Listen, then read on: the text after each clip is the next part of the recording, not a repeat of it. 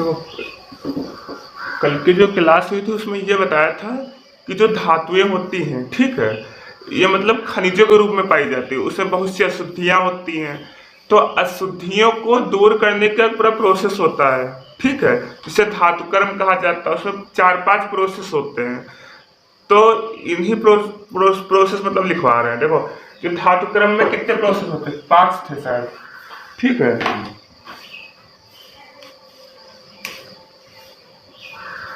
धातुकर्म किसे कहते हैं, मतलब जो अयस्क होता है उससे शुद्ध प्राप्त करने का जो पूरा प्रोसेस होता है, इसे ही धातुकर्म कहते हैं।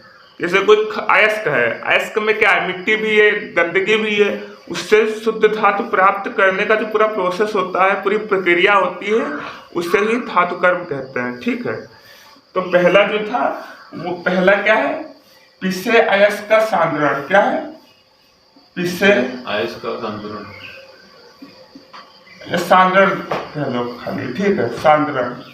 तो सांद्रण में क्या होता है, देखो सांद्रण में ये होता है, पहला जो स्टेप होता है इसमें ये होता है कि कोई धातु होती है, ठीक है, वो उसमें मिट्टी, कंकड़, बहुत से अशुद्धियां मिली होती है। अशुद्धियों को गैंग कहा जाता है। क्या कहा जाता है, गैंग। गैंग कहा जाता है, अधात्री, हिंदी में अधात्री बोलते हैं, ठीक है। और इसी को मैट्रिक्स भी कहते हैं। जो अशुद्धियां होती है तो मैट्रिक्स या अधात्री कहा जाता है, ठीक है। तो उसको उसको जो अशुद्धियां होती है वो नॉर्मली अलग निकाल दी जाती हैं, ठीक है। तो ये जो प्रक्रिया होती है इसको सांद्रण कहते हैं, ठीक है। यानी जो अशुद्धियां होती है, जो मोटी मोटी अशुद्धियां होती हैं, देखो कुछ अशुद्धियां ऐसी होती हैं जो बहुत महीन लेवल पे होती हैं, बहुत मतलब हम लोग वो मशीनों से अलग की जाती हैं।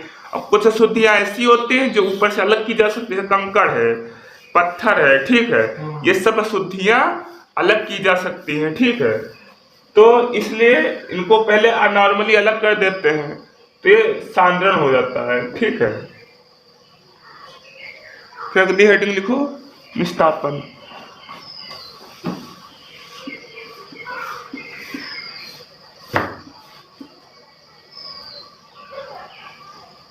निस्तापन लिखो। देखो अब ये समझो निस्तापन किसे कहते हैं। देखो निस्तापन में ये होता है कि जो सांद्रित अयस्क होता है, पहले तो अयस्क का सांद्रण किया जाता है, ठीक है। सांद्रण करने के बाद में जो अयस्क बचता है, ठीक है, तो उसमें कुछ अशुद्धियां होती हैं, जैसे SO3 हो गया, ठीक है, और CO2 हो गया, ठीक, SO3 हो गया, CO2 हो गया, ठीक है, और वाष्पशील अशुद्धियां होती हैं, ठीक है। वाष्पशील का मतलब ये होता है कि थोड़ा थोड़ा हल्का हल्का नमी होती है, ठीक है, नहीं जल होता है, ठीक है। इन अशुद्धियों को दूर किया जाता है। इन अशुद्धियों को दूर किया कैसे जाता है, इसमें ऐसा होता है कि निस्तापन में जो सांद्रित अयस्क होता है, ठीक है, सांद्रित का मतलब ये होता है जो मोटी मोटी अशुद्धियां होती हैं, ठीक है, उनको पहले जितने अशुद्धियां बाहर निकाली जा सकती हैं हाथ से कुछ अशुद्धियां मोटी मोटी होती हैं, जैसे कंकड़ हो गया इसमें और मिट्टी हो गई, ये सब चीजें, तो उसको बाहर निकाल लिया गया जितना आराम से निकाला जा सकता है।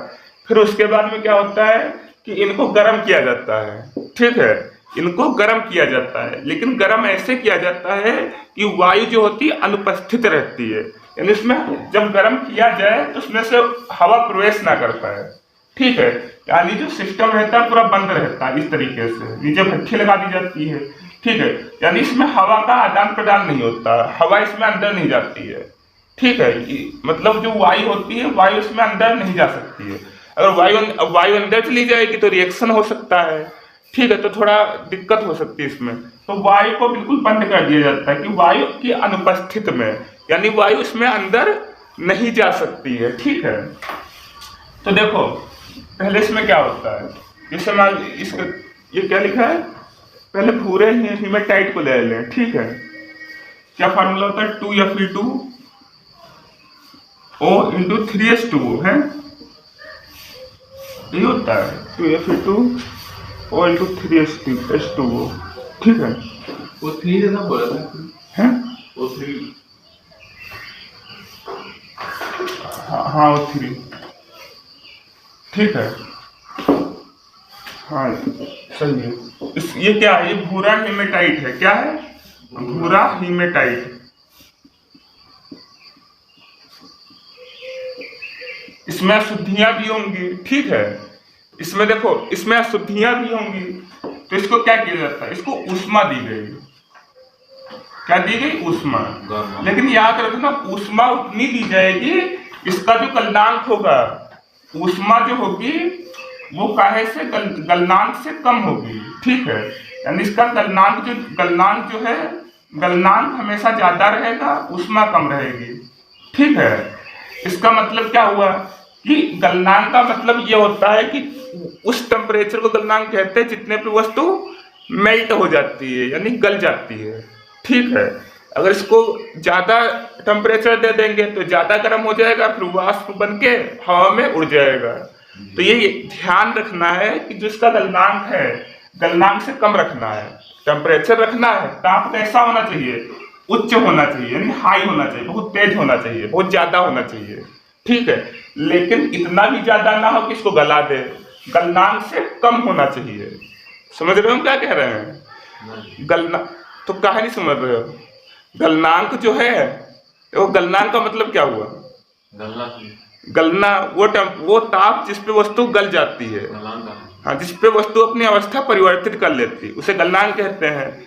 तो इसको ऊष्मा इतनी देनी है, ठीक है, इसकी गलनांक से कम रहे, यानी गलने ना पाए, इतना गर्म करना है कि गले ना, ठीक है। हाई रखना है, टेम्परेचर हाई रखना, ताप तो उच्च रखना है, लेकिन इतना भी उच्च मत रखो कि वस्तु की अवस्था ही परिवर्तित हो जाए। जैसे पानी है, पानी को तुम ज्यादा गर्म कर दोगे तो वाष्प बन जाएगी, उड़ जाएगा, कुछ बचेगा ही नहीं।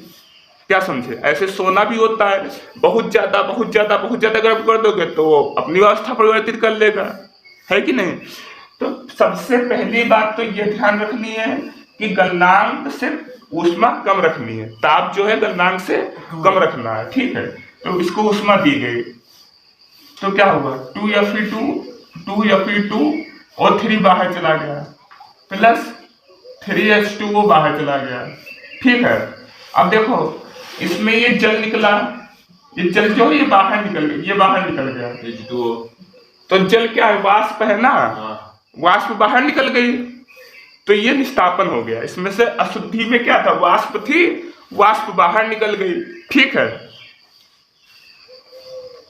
देखो 3H2O बाहर निकल गया, ये इसको वाष्प बोलते हैं, यानी जल और वाष्प बात तो एक ही होती है। तो ये जल निकल गया, यानी वाष्प निकल गए, यानी ये निस्तापित हो गया। 2Fe2 और 3 लिखा, हाँ, इसको भूरा हीमेटाइट बोलते हैं, ठीक है। देखो भर्जन क्या होता है, इसमें ऐसा होता है कि भर्जन में जो कोई अयस्क होता है, अयस्क को किसी एक पदार्थ, ठीक, या अकेले या किसी अन्य पदार्थ के साथ मिला के जो सांद्रित होता है, उस पदार्थ के साथ मिला के इनकी जो अशुद्धि, वायु की उपस्थिति में जो अशुद्धियां होती हैं, अशुद्धियां क्या होती हैं? सल्फर हो गया, आर्सेनिक हो गया, ये बाहर निकल जाती हैं। जैसे देखो, इससे अशुद्धियां क्या होगी? जैसे सल्फर है, इसको वायु के साथ मिलाओगे O2 के साथ में, तो SO2 हो जाएगा, ये अशुद्धियों की बाहर निकल जाएगी, ठीक है। जैसे आर्सेनिक है, आर्सेनिक क्या होता है? AS होता है, इसको O2 के साथ में मिलाओ, ठीक है। इसमें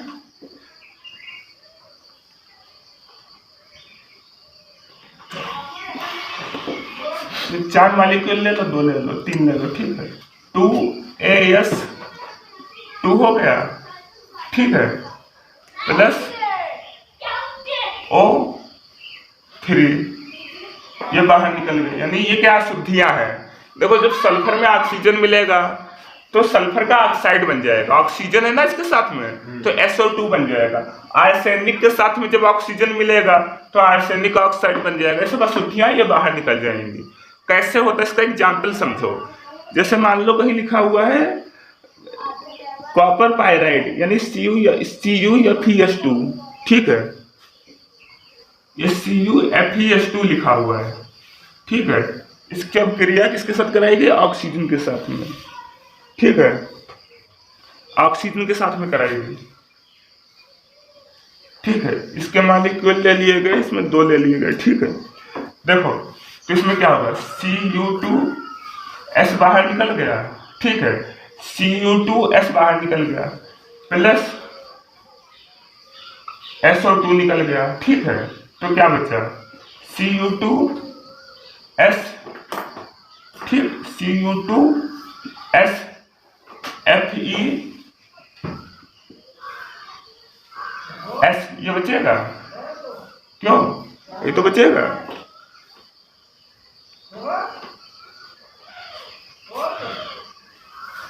यानी 2 दूना यहाँ 2 हो जाएगा, 2FeS हो जाएगा। इसमें देखो क्या हुआ, ये जो है ये सल्फर का ऑक्साइड है, समझो ध्यान से, ये क्या है, SO2 क्या है, सल्फर का ऑक्साइड है, ठीक है। तो ये क्या शुद्धि है ना, जब सल्फर ऑक्सीजन के साथ में मिला तो ये सल्फर का ऑक्साइड बन गया, ठीक है। तो इसमें क्या हुआ, ये जो SO2 होगा ये बाहर निकल जाएगा, क्योंकि ये अशुद्धि है इसलिए बाहर निकल जाएगा। जब इसके कॉपर पायराइड के साथ में अभिक्रिया होती है तो ये SO2 बाहर निकल जाता है, अशुद्धि है। ऑक्सीजन के साथ में हुई ना, देखो यहाँ पे O2 लिखा है, O2 का मतलब क्या हुआ कि हवा की उपस्थित है, ऑक्सीजन की उपस्थित है, लेकिन जो पहले था निष्ठापन उसमें ऑक्सीजन की उपस्थिति नहीं थी, ठीक है। रिएक्शन अब देखो जो CO2 है, देखो यहाँ पे इधर देखो, तो जो Cu2S है, Cu2S इसमें से ले लो, फिर इसकी ऑक्सीजन के साथ करा दो, फिर इसमें SO2 बाहर निकल जाएगा, फिर इसमें शुद्धि बाहर निकल जाएगी, तो क्या बचेगा, इसमें क्या बचना चाहिए बताओ, कितने मालिक्यूल ले लिए गए, इसके 2 ले लिए गए, इसके 3 ले लिए गए, ठीक। देखो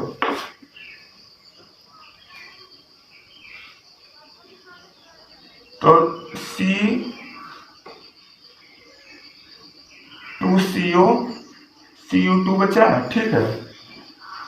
तो 2 और यहाँ कितने बचे, 3,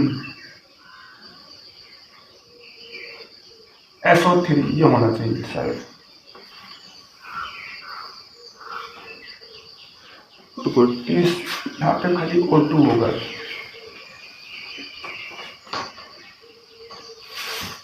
ये होगा। इसमें देखो फिर SO2 बाहर निकल गया, फिर शुद्धि बाहर निकल गई, ठीक।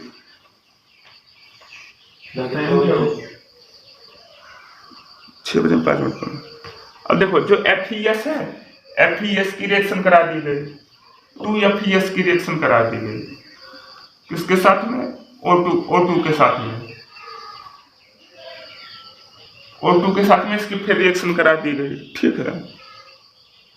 अब जैसे 3 मालिक्यूल ले लिया गया, तो इसमें देखो S, फिर इसमें SO2 बाहर निकल जाएगा, ठीक है। फिर क्या बचेगा, Fe2 बचेगा प्लस वो Fe2O3 ये बचेगा,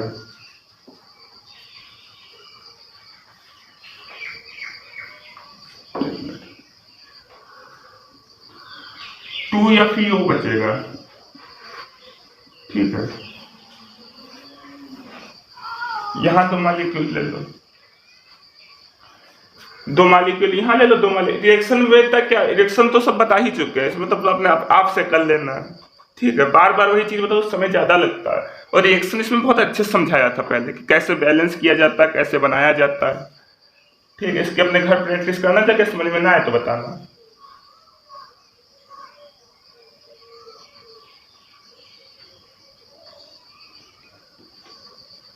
उतर गया,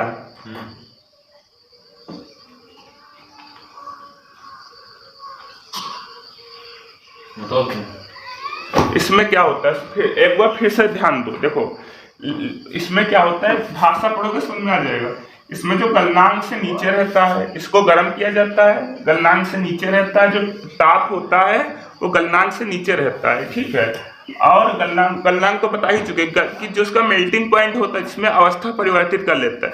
जैसे पानी है, पानी को गर्म करो, ठीक है, पानी को गर्म करो तो भाप बन जाए, तो वो टेम्परेचर, वो ताप जिसपे भाप बन रहा है, जिसपे अवस्था चेंज हो रही है, उसे गलनांक कहते हैं, ठीक है। ये बात लिख लिया करो, अगर मतलब समझ में ना आए तो नोट कर लिया करो, ठीक है। अब देखो इसमें हवा की उपस्थिति रहेगी, जो वायु होगा वायु की क्या होगी, उपस्थित होगी। और पहले क्या था, वायु की उपस्थित नहीं थी। तो इसमें देखो O2 है, O2 क्या ऑक्सीजन है, ऑक्सीजन माने क्या होता है, हवा होता है ना, तो इसमें ऑक्सीजन की उपस्थित है, ठीक है। तो O2 है सब में। अब देखो S के साथ O2 मिला, SO2 मिला, ये क्या है, यह अशुद्धि है। आर्सेनिक के साथ O2 मिला तो ये AS2O3 हो गया, ये भी अशुद्धि हो गई। इधर देखो इधर, अब देखो ये कॉपर पायराइड है, समझो ध्यान से, ये कॉपर पायराइड है, ठीक है। CuFeS2 क्या है, कॉपर पायराइड हो गया, ऑक्सीजन के साथ क्रिया कराई यानी खुले में रखा गया, तो इसमें C2S बन गया, 2FeS बन गया और SO2 बन गया। SO2 बना, यह शुद्धि है ना, इसलिए अलग हो गया। अब देखो इसकी सफाई और की गई, फिर इसमें से पहले ये ले लिया गया, C2S ले लिया गया, यहाँ पे देखो C2S ले लिया गया, C2S में फिर हवा मिलाई गई, ऑक्सीजन मिलाई गई, फिर SO2 बाहर निकल गया, फिर पहले इसको लिया गया, अब इसको ले लिया गया, फिर इसमें O2 ऑक्सीजन के साथ क्रिया कराई गई, फिर SO2 बाहर निकल गया। SO2 बाहर निकल रहा है यानी अशुद्धियां बाहर निकल रही है, ठीक है, ये भर्जन हो गया। अगली हेडिंग लिखो, अगली हेडिंग लिखो प्रगलन, कॉपर सल्फेट।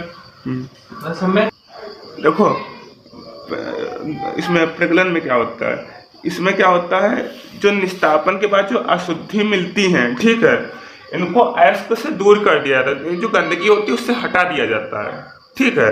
मतलब इतना करने के बाद अभी भी अशुद्धियां होती हैं तो उनको अयस्क से अलग कर दिया जाता है, मतलब जो अयस्क होता है उसको अलग कर दिया जाता है, ठीक है, ऐसे समझो, जो अयस्क होता है उसको अलग कर दिया जाता है, ठीक है। जो अशुद्धि अलग हो गई, अयस्क अलग हो गया, ठीक। तो इसमें क्या करते हैं, कोई गालक मिला के उच्च ताप पे गर्म किया जाता है। जैसे इसमें क्या किया जाता है, कोई गालक मिला दिया गया, SiO2 मिला, जिसको सिलिका कहते हैं, या कोक मिला दी गई, ठीक है। सिलिका समझते हो क्या होता है, बालू, ठीक है, सिलिका को बालू भी कहते हैं। ये दोनों गालक होते हैं। गालक क्या होता है, जो आसानी से गल जाते हैं, ठीक है। गालक अभी आगे बताएंगे कि मतलब अगर इनको गर्म किया जाए तो आसानी से गल जाएंगे, ठीक है। फिर इसमें क्या होता है, तो जो आगलनीय शुद्धियां होती हैं, तो आगलनीय शुद्धियां देखो इसमें क्या होता है, जब इसको गर्म करोगे तो जो आगलनीय शुद्धियां होंगी, जो मतलब नहीं गल पाती हैं, वो बाहर आ जाती हैं। वो क्या होता है, बाहर आ जाती हैं। और जो इसका लिक्विड होता है, इसको क्या बोलते हैं, जो पिघली धातुएं होती हैं, जैसे जो उसमें जो एक होता है अयस्क, तो उसमें जो धातुएं पिघल जाती हैं, जैसे इसको गर्म किया गया, वात्या भट्ठी में गर्म किया गया, ठीक है, इसको गर्म हीटिंग दी गई इस तरीके से, ठीक है। तो कुछ धातुएं होंगी वो पिघल गई, ये मेल्ट हो गई यानी पिघल गई, गालक मिलाया गया तो कुछ धातुएं पिघल गई। अब कुछ धातुएं नहीं पिघली, जो धातुएं नहीं पिघलती हैं वो ऊपर इस तरीके से आ जाती हैं, ठीक है, इस तरीके से ऊपर आ जाती हैं। जो धातुएं नहीं पिघलती हैं ऊपर आ जाती हैं, जो पिघल जाती हैं वो नीचे चली जाती हैं। और जो धातुएं पिघलती नहीं हैं, वो जो पिघली धातुएं होती हैं उनके ऊपर तैरने लगती हैं, ठीक है, समझ रहे हो जी। तो ये चीज होती है इसमें। जैसे इसमें एग्जाम्पल दिया हुआ है, कॉपर पायराइड जो होता है, तो इसमें सिलिका तथा कोक मिलाई जाती है। तो इसमें क्रियाएं कौन सी होती है, जैसे मान लो CU2S है, देखो इधर ये CU2S लिखा हुआ है, ये कॉपर पायराइड है, ठीक है। ये क्या है, कॉपर पायराइड हो गया, ठीक। FeS के साथ रिएक्शन कराई गई इसकी, तो क्या हो गया, CU2FeS के साथ, तो क्या बनेगा, CU2Fe बन जाएगा, H2 साइड अलग हो जाएगा। एक मिनट,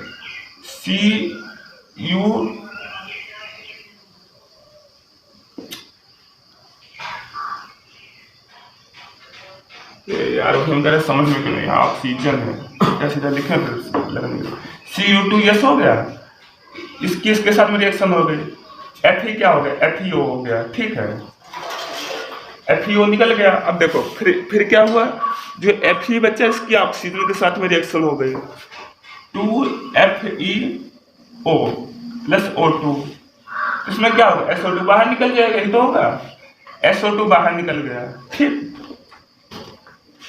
यहाँ पे 3O2 है, 2S2 वो बाहर निकल गया, फिर क्या नहीं है, इसमें ऐसा ही नहीं,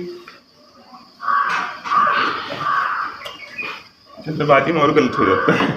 कौन सा ये होता है? रुको रुको एक मिनट, बैठे रहो। बताना पड़ेगा। एफ ई एस हो गया, तो यहाँ पे SO2 बाहर निकल गया, ठीक है। तो यहाँ क्या बचा? तो 2, सुनो, Fe2 बचा, ठीक है। Fe2O3 ये बच गया, Fe2O3 बच गया, ठीक है।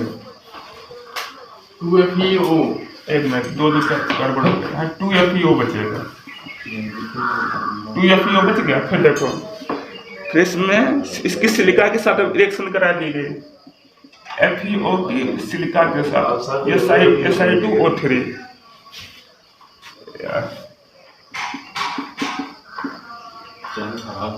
SiO2 के साथ करा दी गई, ठीक है।